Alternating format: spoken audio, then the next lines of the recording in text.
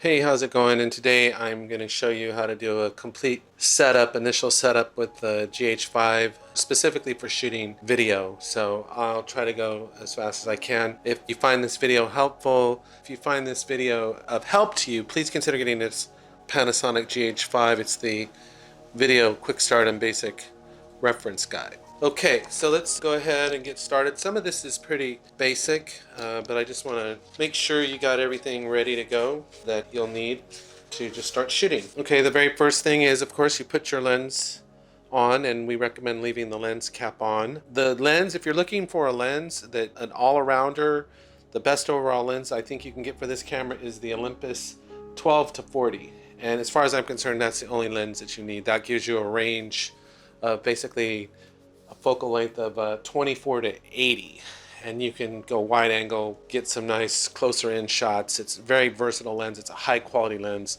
I can't say enough good things about it. So that lens right now pretty much stays on the GH5 all the time. The second thing, of course, is to get SD cards, and you want to get at least an SD card with a rating of V30. And then, of course, under here you put your fully charged battery in. And then the last thing up here, number 4, you want to turn your mode dial to creative video, and that's that.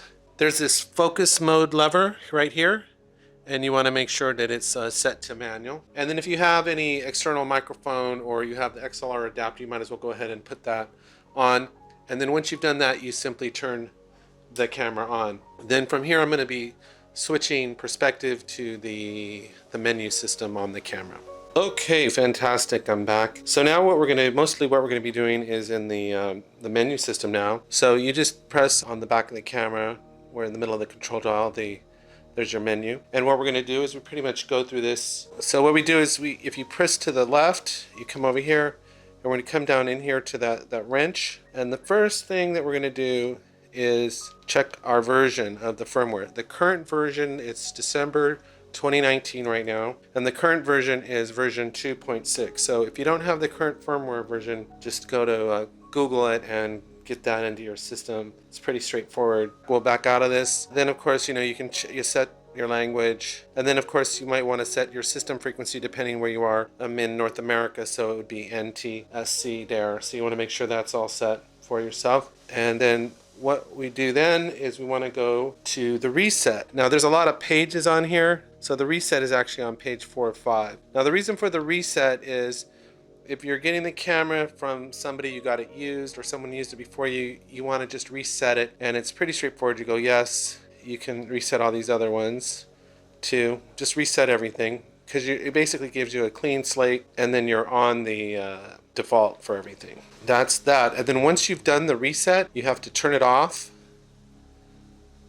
and then turn it back on. And now the camera's reset. And then it'll ask you to reset the home area, and so wherever your time zone is. So that's our time zone, so I set that. So now the camera's being reset. We've checked the firmware version is current. We've got our system frequency set. Everything is set. If we go into the menu, by default, we're going to start work our way sequentially through the menu. The first one is the exposure mode, and so on the control dial, you just press to the right, and we'll go into exposure mode, and we want to set this to manual. Now the general principle in setting the camera up is we want everything on manual. We want you to be in control of the camera. We don't want the camera doing anything funky on its own. We want to set and control every aspect of the camera. And we're on step 14 right now. So okay, so we got our exposure mode set. Then we're going to go down here, let's see, to SS gain operation, and this is just a preference, but we like it to be on angle ISO. If you set it at 180 degrees, your shutter speed will always be double your frame rate, so it's just one less thing to worry about. So we like to set it on angle ISO. That's an easy way to do it. And now we go to I think we're done with this page, so then we skip down to the next section, and we come over to record format, and you can just pick your poison here. You've got a choice of different ones. Personally, I like this one's a good one, yes. And then recording quality. I think the best thing here, if possible, if you can do it, is this is the one that I usually shoot in, is a high definition 1920 by 1080 at 422 10-bit all intra, and that's LPCM. And this will give you a very high quality codec. Continuous autofocus, we're going to turn that off. We just turn off all the automatic settings as we go along where they pop up. This is where you got kind of a lot of choices here. I've had other videos about this, but personally, if I had to just pick the top three, I would say natural is a good run and gun photo style. It gives you a nice look and it doesn't really require any grading. The other one I like a lot is Cinlike V. It's a contrasty look. It can be graded too. It looks good out of the box and exposure is very easy. And then I like Vlog. There I would just say pick whichever one. You can read up on all these different ones, but I'll just say natural for right now to keep it easy. So let's see what we got here. Luminance level, we're not going to mess with that. Metering mode, we're going to leave that there. We're not changing anything there. Stabilizer, we're going to turn this off. The reason why is that most of the time your camera is already going to be on a stabilizer, like a shoulder rig, a tripod, or a slider, and you don't want the stabilizer trying to stabilize an already stabilized image. So we turn the stabilizer off. It also makes noise sometimes. Then we go down to mic level display. We like to just keep an eye on that. There's mic level display. Then the next one is, I think, nothing else here, and then we're done with that section. Now the next section is actually broken, and this is custom menu. It's broken into 5 subcategories, but it'll all just play out as one long menu. So ISO increments, this is really great. We like to put this on 1/3 because this allows you finer control over your ISO. If you have to bump up your ISO, and we don't usually recommend doing that, you know, why turn it up a full stop if you only need like 1/3 of ISO? So that's a nice option actually, to only use 1/3 of ISO. And now we come down here to AF AE lock, and we're going to put this on autofocus on, and this will allow us to press on the AF AE lock button if we want to get a quick autofocus. So that's the only autofocus, only auto setting that we actually leave on and use. AF assist lamp is coming up here somewhere. This helps you get an exposure in low light. It turns a light, it beams a light out of the front of the camera. You don't want that on, it's very distracting. And I should mention that the other settings that we're missing, they're either off or the default setting should be adequate in most settings. So don't think that we're just, I'm shortchanging you. If I'm not messing with it, then the default setting is good in most situations. So we're on to the next one here on page 3 of 7. And let's see what we got. The manual focus assist. Okay, so this one, touch the dial, it'll automatically go into the focus. Manual focus will pop on the screen, and that can get real annoying sometimes. So what we do is we just choose this option, which just allows us to press the FN3 button on the back of the camera, and we can bring up our manual focus assist if we want it. But basically, we can pull it up as we need it. If you leave it here, if you just touch the lens, it's going to pop up, and then that'll be very distracting. Then also you have a choice here, right under that, when the manual focus assist pops up, is it can be picture in picture or it can be full, and I don't see any reason why you wouldn't want it on full, so you can see what you're trying to focus on. So that makes sense. Down here we go into the function button set. There's so many different buttons and functions you can assign. There are a few that we'd like to assign. You just go in here, and this would be setting in remote. So FN1 button, and here it gives you a diagram of where the buttons are exactly. The FN1 button, we assign that to your zebra pattern. That's on page, so it takes you into a 20-page menu here. So zebra pattern is on number 12 page. So this just makes it real easy to pull up your zebra pattern if you need it. It's a real handy function. It's a real great feature of the camera is the zebras, because you'll use that if you're trying to expose for vlog. And then we do button 19, we give button 18, you got to press display to get into these. So you press the display button, and then you can set these other function buttons. So these are actually functions on the control dial that you can press. So we like to give, on the right side of that dial, we're going to give extended teleconversion, and that looks to be on page 7 of 19. So this lets you punch in. If you're shooting in 4K, it lets you crop into the image, I believe by 1.6 factor. If you're shooting in high definition, I think it'll let you go to 2.3 in high definition. It more than doubles the focal range of your lens. So you can go from a 50mm to a 100mm lens, which is incredible. So that's a nice feature to have. And then the other one, the last one we're going to set is 20, function button 20, and we're going to set that to our waveform and vector scopes, and that's on page 10. So I'm just holding down the control wheel to scroll fast through these, and we put the waveform. So those are our custom buttons, and then you just hit there to escape out of that. So we set 3 function buttons, function button 1 to zebra pattern, function button 18 to teleconversion, function button 20 to the waveform vector scope, so we can easily pull those up as we need it. And then we keep going. Next page. What we want to do here is on the camera, there's a back dial and a front dial. Let me cut out to show you this a little bit better. Hold on. Okay.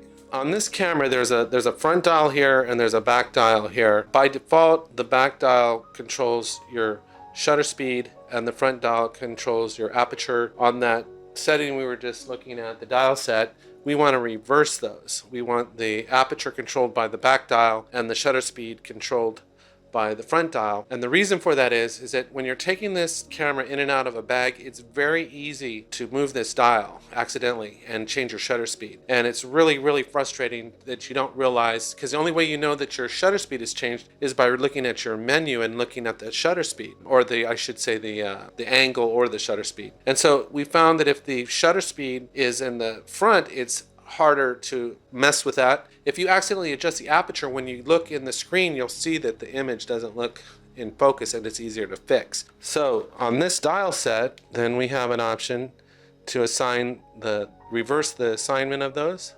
I'm telling you, that really is helpful. I can't tell you how many times I've accidentally changed the shutter speed and been very irritated with that.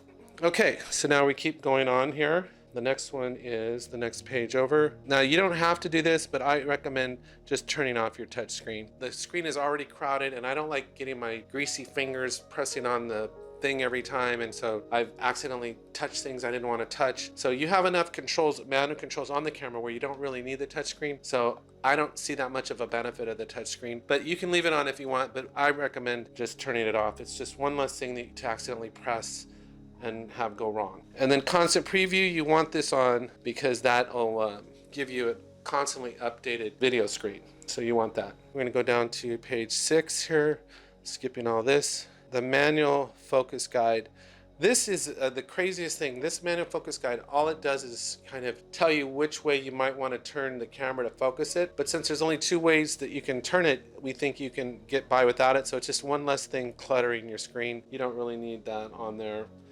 And then custom, this is the one we want, display set. And we want this one, the lower one, and you click on it, and this is the one. This is the one that gives you a wider view of your scene, and so that's the one that we want it on. So then we come down to video priority information. This just adds more information related to your video onto the display. And then of course, if we come down here, let's see, we're done here. And we can just go over into our last menu here. And of course you can set your clock if you want to set your clock. There's another setting on here on the next page.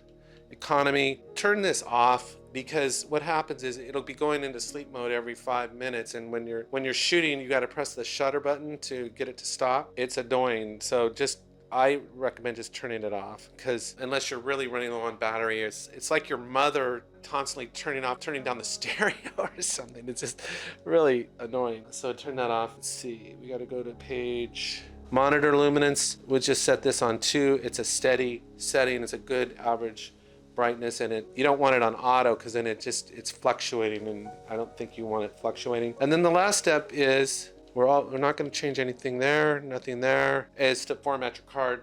And of course I'm not going to format my card because I already have something on there that I need, but that's a pretty straightforward process. So what you can do, now you've got your camera all set up, the menu all set up just the way you like it, and basically you're in manual mode. So the only thing automatic on the camera is if you press the AF, it's this button right here. So you press this button and that's the button that'll give you autofocus if you press it. So that's that. But you can save this. You can go in here and go save, go new file. It'll auto name to camset01 and go OK. And now your camera settings are saved as a .dat file on the SD card. And if you ever somehow mess up your settings in the field or someone messes with it, you can just recall that file and load those settings right into your camera. You can think of it as like a temporary backup of your settings, because when you format your SD card, you actually can delete that file. So it's just a temporary file, I like to think of it. But it also allows you to share camera settings if you want to share it with somebody, because you can pull out your SD card and then transfer that dot file onto your computer and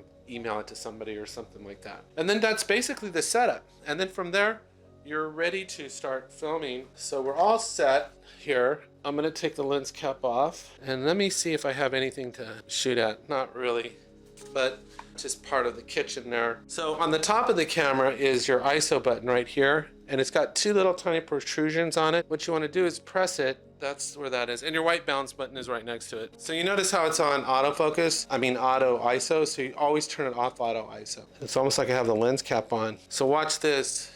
Let me focus this up a little bit more. Double check the focus. I'm trying to, you don't want to see a blurry screen, right? Okay, isn't that amazing? So we're looking at, we can double check our settings here. We turned off auto ISO and look what happened to our scene. So look at here's our shutter degree angle right there. See, by default. So if I go to the back dial, I can bring it up to 180. So by default, it's at 11 degrees. So you want to turn off auto ISO and then adjust your shutter speed there. Okay, and now you can see our scene, which looks underexposed, but I could actually throw some light on there and make that better. So you adjust your shutter angle, you turn off auto ISO, and then you would just get your custom white balance. If you press the white balance button that's right next to the ISO button on top, you can just pick your poison. So I can just do a preset, which is we're inside. If you press the display button on the side of the camera, you can toggle through the different options. And this is one screen I really like. This gives us a nice overview of all of our settings. So we just go ahead and double check. We're at 30 frames per second, f2.8, the shutter speed, the mode we're in, the recording time left, the ISO, and it's just a nice white balance, everything. And it even has your audio monitoring levels. So that's just a nice screen just to double check. And then after that, but I'm usually either in this one or that one. And this is kind of busy, but it's still got all the information on it. So really all you have to do on this is to get your exposure. And if we're natural, it's a what you see is what you get look. So if the scene looks okay on the screen, it's probably okay. Although it is saying that it is a little underexposed, but I don't recommend bumping up your ISO too much. See here, we're in a little bit, it's just about maybe a third of a stop underexposed. That's basically doubling our ISO there. And the only other thing you got to do then is you got your white balance, you've got your ISO set. The only last thing you could do is do a focus. And that's one thing I really like about this camera is it's really easy to punch in, and get a nice focus here. So and the peaking by default we leave on. So as soon as I see her peaking, I know I've got a nice focus there. And then all you got to do is press the video recording button and you're good to go. So once you do this initial setup and you have it saved as a file, basically have your set. You don't have to keep doing this over and over again. You can just reload that setting and you're good to go. And so this is just kind of a quick start jump. There's a lot more settings involved on this camera, but this is just kind of a quick start to get you going as soon as possible. So I hope you find it helpful. Thanks a lot. Have a great day, and I will talk to you next time.